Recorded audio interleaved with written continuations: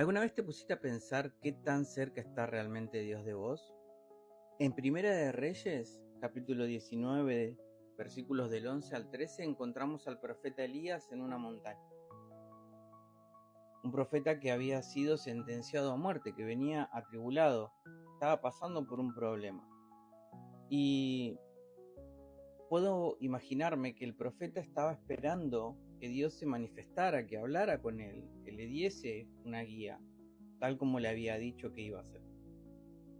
Entonces, si tenemos en cuenta que este profeta había visto descender fuego desde el cielo, consumir a todos los profetas de Baal y a las profetisas de Acera, es fácil pensar que él esperaría lo mismo en la montaña, de que Dios le hablase en un viento que rompe las piedras, en un gran terremoto o en alguna cosa similar.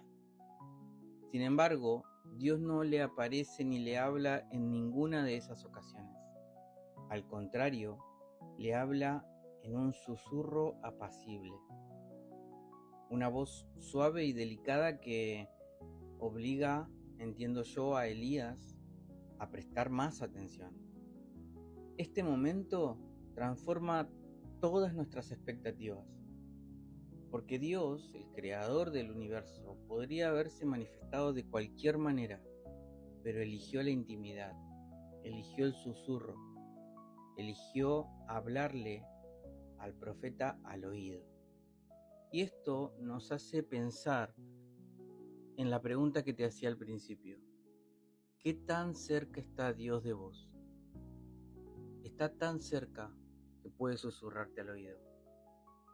Y a pesar de que tiene el poder para hacer grandes obras y para llamarte la atención de muchas maneras, Él prefiere la intimidad. Por eso te invito que hoy prestes atención a dónde Dios podría estar hablando con vos. Tal vez Dios te esté hablando hoy y esté cerca tuyo intentando tener una intimidad, pero estás tan preocupado buscando a Dios en las grandes cosas que nos olvidamos de buscar a Dios en los pequeños actos. Te invito a que hoy te desconectes de absolutamente todo lo que te está distrayendo de Dios y que le digas: Señor, susúrrame, Señor, habla conmigo, y que puedas prestar atención y escuchar a Dios en ese momento de intimidad